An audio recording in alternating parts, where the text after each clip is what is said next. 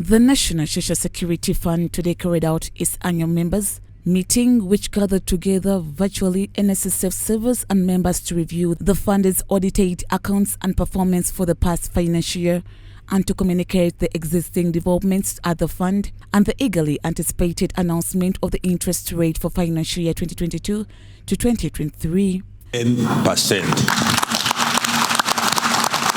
Members who save with the NSSF have been credited with an increased interest rate of 10%, which is higher than the 9.65% paid out to the members last year.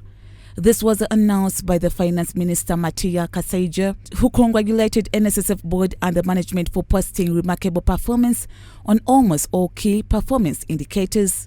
I am especially glad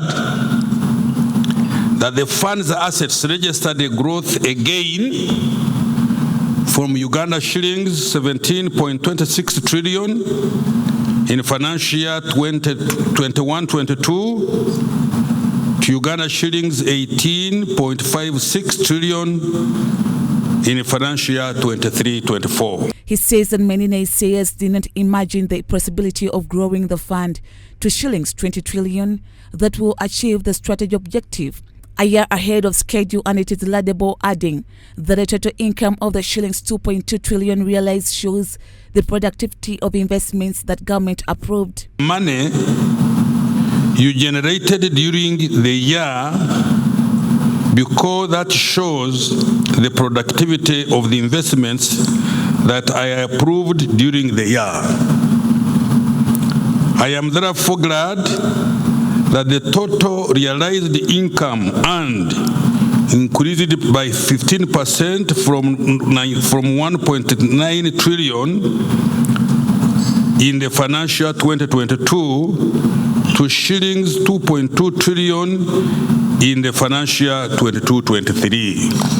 The NSSF chairperson Peter Kimbowa, who launched the Sustainable Report SG, noted that NSSF is to analyze mostly in the technology sector, which will enable to increase to 15% in the coming years. Is not just your social security fund. NSSF is a technology company. So have no doubt about that. It's just a technology company. Why? Because technology enables connectivity and collaboration across. Betty Among, the Minister of Gender, Labour and Social Development, said she was pleased with the increased collections by the fund despite the difficulties that confronted them in the transition from the Ministry of Finance to her ministry. She called upon the employees and the employers to adhere to the obligation of paying NSSF money. Because it is in the contract that a provision for deduction of NSSF is embedded.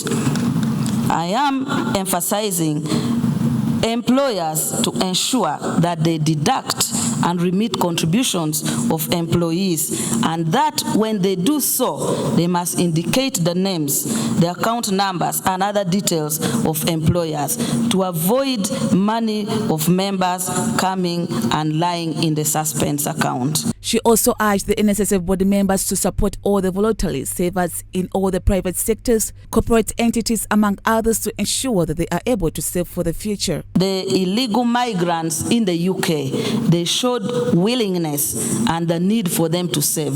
And what were they telling us? They were telling us they go for Cheyo, they reach there, they're illegal, and they cannot save within the system of UK.